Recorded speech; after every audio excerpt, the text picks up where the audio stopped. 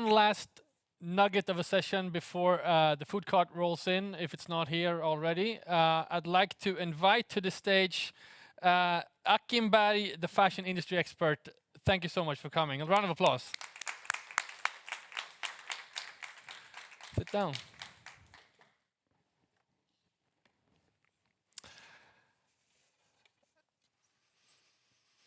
The future of fashion. It's a big topic we put on this this session. Before we go into that heavy thing, I'd like to just thank you for coming. And many people know Achim as the McKinsey guy and the guy behind the State of Fashion report that you helped create and publish together with the Business of Fashion with the past few years. But I also know there is a Nordic connection. You drove down here from Sweden today, which I'm really happy about. So you're actually at home in a way. What's the Nordic connection in your family? I even got a tan this year, not last year. No, I spent my last 30 summers at the Swedish west coast, a bit north of Göteborg. So my wife is half Swedish. My mother-in-law comes from Göteborg, and so I always had a sweet spot and have a sweet spot for Scandinavia, and there's no debate about where we spend the summer. So I always pray for good weather, and once in a while, I think I hope for a distraction, like an invitation to Copenhagen, to connect with the rest of the world. But I had a great longer summer this year, so it has been fun. Well, happy to have you. I mentioned a little bit about your background, and I feel like I catch you in a very interesting time in your life. There's a lot of change happening in your work life, but maybe a short introduction of yourself and what you've been up to in the last few years. Yeah, I spent my last 24 years with McKinsey. So joined right after university, or even did my first internship during university studies. Somehow stumbled into fashion, which McKinsey was always involved in and advising on, but which was not at the core of what we were doing. And we spoke a lot about the changes in the fashion industry. Also, the consulting industry has changed a lot. So when I joined 24 years ago, fashion was a kind of a weird subject, almost frivolous industry, and we were more focusing on retail and food and banks and industry and stuff like that. Together with a lot of friends, we then got more serious about it. We founded the apparel, fashion and luxury practice some 15 years ago. And one of the braver and, in hindsight, smarter decisions was to do proper research and to join forces with Imran Ahmed of BOF and to do the annual State of Fashion report. So, and because I got so excited about it, we continued doing that, and probably 18 months ago, I felt like there is some change required, and there is maybe an opportunity to focus even more on the things that I like, which is researching and on the other side, continuing advising some of the players. So I work with the CEO and the management team of Mango as my core client at the moment, but I'm in the process of working on other ideas. Well, I want to ask you about that, but let's stick on the work you've done with the State of Fashion, because I feel like you really put yourself on the forefront of kind of business intelligence in the fashion system, and I think Imran did that as well, of course, with founding Business of Fashion and really putting that on the front stage. When looking back at these years, I think it was 7 or 8 years you've been publishing this report. How has this kind of changed or elevated your view of the industry? Just any insight you I can think share. it was always a great routine, because normally at this point of the year, I would have started with a team to work on, looking into the rear mirror. How was the last 12 months and how have things evolved? Also compared then to our predictions from last year. And it's difficult to be in an industry of predictions, because and you must know that it's you can't get it all right, but if you get it. People remember more the things you get right than the things you get wrong. Yeah, so you need to be a bit careful on that one.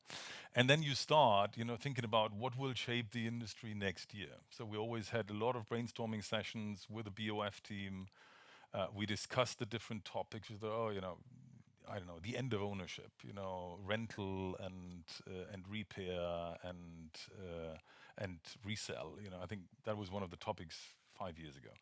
And then we said, oh, could that be real? And then we added, I think, a bit the McKinsey touch to it. We really went deep on data, and we said, oh, we're not going to predict this will be relevant if we cannot find evidence for that. And then we had a very rigorous process of checking a lot of ideas and then distilled it into the 10 themes. And that was lots of fun. And then obviously we tried to improve it over the years, and it got incredibly popular. So I think we're now at 100, or I'm still saying we.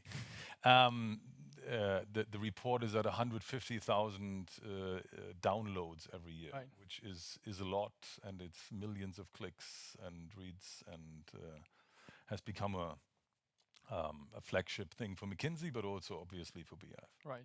What have been some of the surprises in this work? Has there been like revelations like, oh, I didn't think this would actually pan out, or maybe things you thought would pan out that didn't, or Yeah, I think it came up in a lot of the discussions earlier because we're talking about a lot of things for a very long time. We're talking about the change of the back end. Yeah, we're going to digitize the back end. How long do we talk about that? 15 years?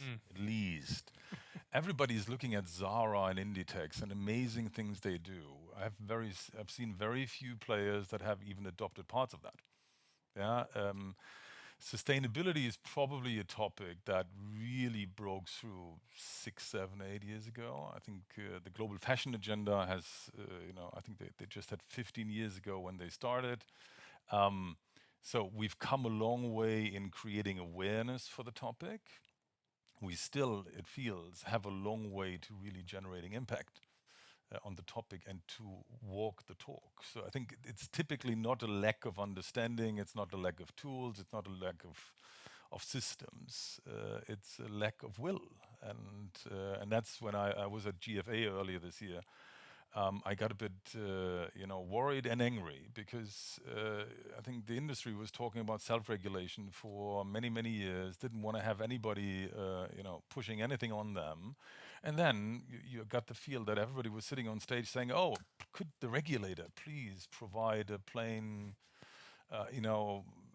field? Because if we move first, it's going to be a disadvantage." So this is the opposite of what we were debating for so many years. And then, of course, I think the current environment doesn't help, and it's a good reason to hide. speaking of the current environment, and speaking of, you've kind of been made your name as the guy behind State of Fashions. Let's talk about the State of Fashion 2024. Been a long summer, maybe reading the news, reflecting on what's been happening. What is your assessment? I have to ask you when I have you. I think here. it's What is the difficult. State of Fashion? It's difficult, and it's as difficult as we expected in the last report. I think we had this pandemic phase that was kind of changing a lot of things. In hindsight, not as much as we probably thought at that point in time. And then we had that post-pandemic phase where people just thought, oh, it wasn't that bad, and things actually haven't changed, and everything is great. Yeah, and then we had after sales declines of 20%, we had sale increases of 30, 40%. Things were going through the roof. Look at the luxury industry. I think that they thought they had Midas touch, and whatever they would look for would generate amazing returns. And even the luxury industry has a lending, and some of the more successful ones have a softer lending. Look at Gucci and others; they have a bit of a tougher lending. So we are currently in a macroeconomic environment that is not helpful. And but besides of that, I think more importantly, I think the consumer is not in the mood to spend. I think that is what has fundamentally changed. I think during the pandemic they were not able to spend. Then you had the post-pandemic phase where things went, through the roof, and people got very excited, and they had a bit of a savings, from the pandemic fees. And now we are in a macro and otherwise hard unpredictable environment, and people just holding back. They are not as excited as they used to be. And of course, there is the few brands that get it right and that have that, as a friend of mine always said, have a clash with culture, yeah, where just works. But if you look across the field, it's very slow and soft. And your next question will be, does that change? I would love to know, yeah, but I can tell you at least the indicators that you would hope for. Increasing orders in Asia are not happening, and Right. I assume there's a lot of wholesalers and brands that work with wholesalers in the room. If that is not happening, there's no volumes to sell. And therefore, also wholesale orders will not change. And look at Japan on Monday, and look at a potential big war in the Middle East, Ukraine, U.S. elections. It's just it's sobering, and it's not really clear when it will change. What is the best practice?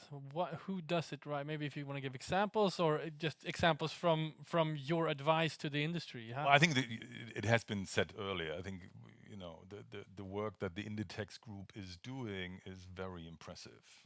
It's just, I think that it's not only the impressive growth they've done over the last 20 plus years. They were at 1 billion in the early 2000s. They are now north of 30, yeah, which in itself is just impressive.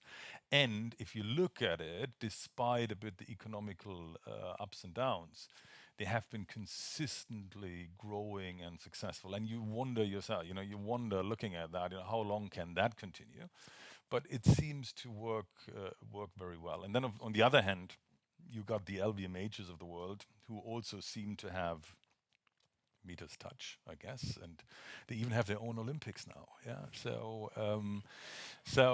I think that is quite impressive. And then of course you got Miu Miu at the moment, and Montclair I think is great, and you got my friends from Mango who are doing quite an impressive job. So, but it's the fashion industry. There's always some brands are always doing well, some brands are always suffering. That is going up and down typically, and e-commerce is booming. Then wholesale is not. Then as we heard earlier, wholesale was dead 10 years ago. It was all about direct to consumer. And guess what? It's not. Yeah, wholesale is still around.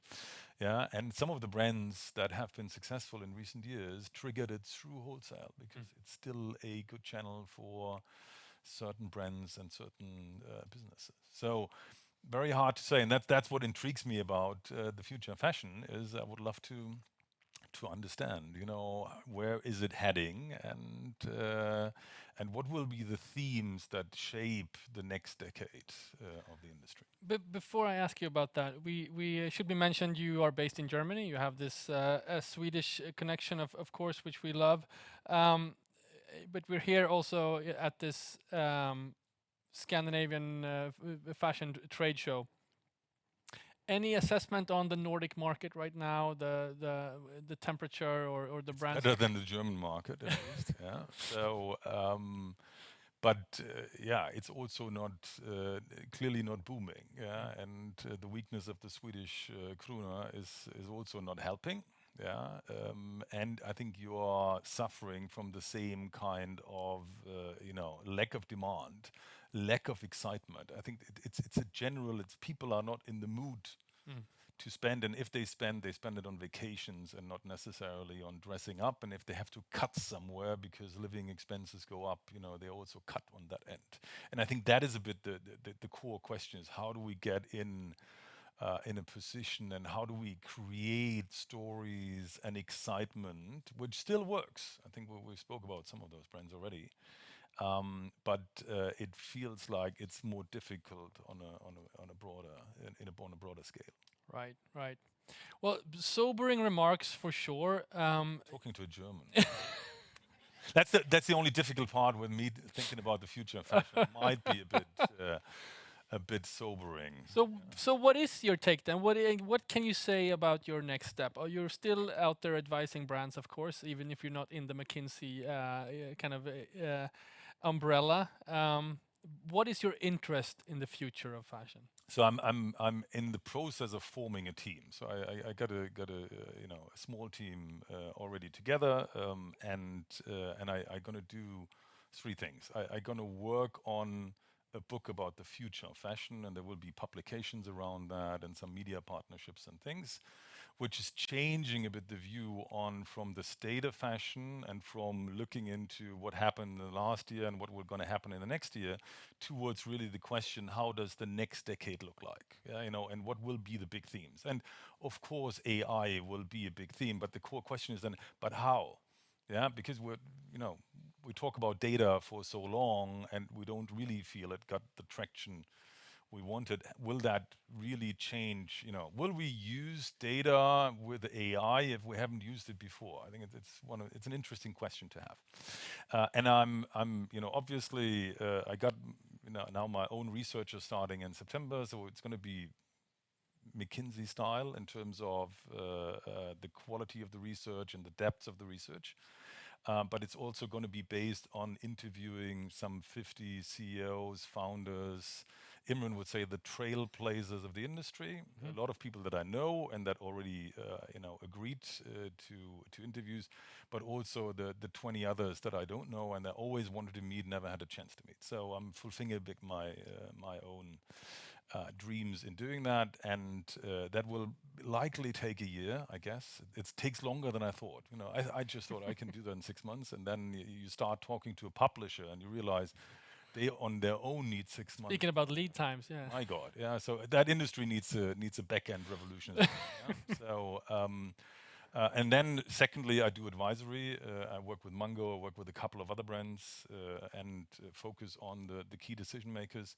And then I'm talking to startups and PEs and everything, which I have to admit is the most difficult part of it all. Yeah, because Also, yeah, well, they're all close to Series A at least, yeah, and then you find out it's not as close as they say or as they think. Yeah, they all are very close to the breakthrough, and everybody's bootstrapped at the moment.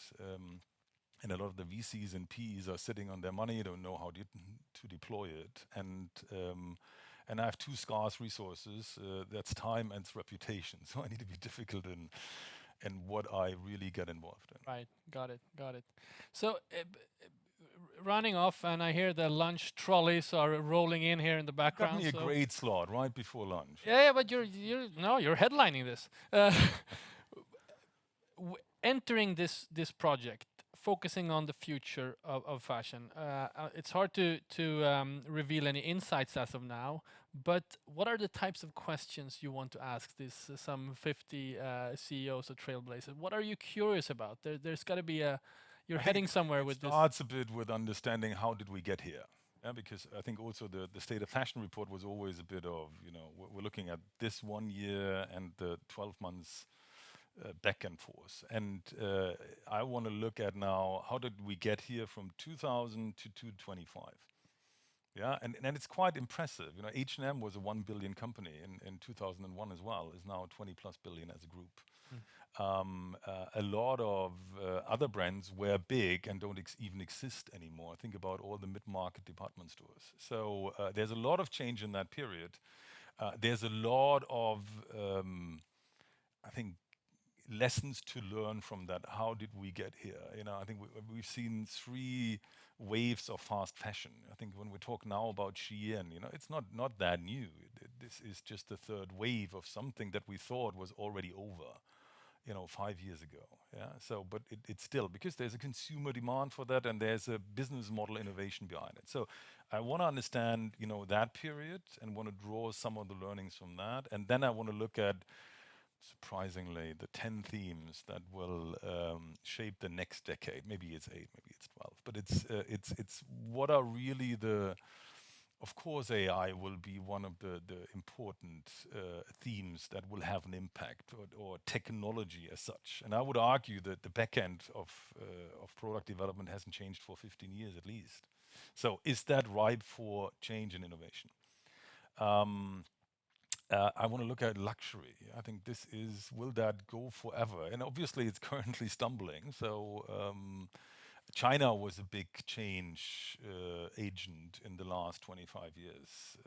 Seems to be very different by now, also because of geopolitical situation. So, and through the interviews, so I have obviously I have an idea what the 10 could be, yeah, and then I gonna sort the interviews accordingly and start with the last 25 years, and then look at the next 10.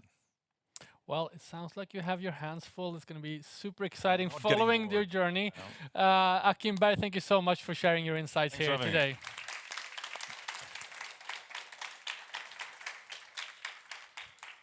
And that rounds off this edition of Transformation Conference, our first here in Denmark. Thank you so much for coming and being so attentive listeners. It means the world to me and my team to be able to be here and do this most important work. So you have one more task here today. Grab your little lunch bag over there and grab a person you haven't spoken to before and try to make that connection so we can help transform this industry, and sign up to our newsletter, scandinavianmind.com/newsletter. Thank you so much.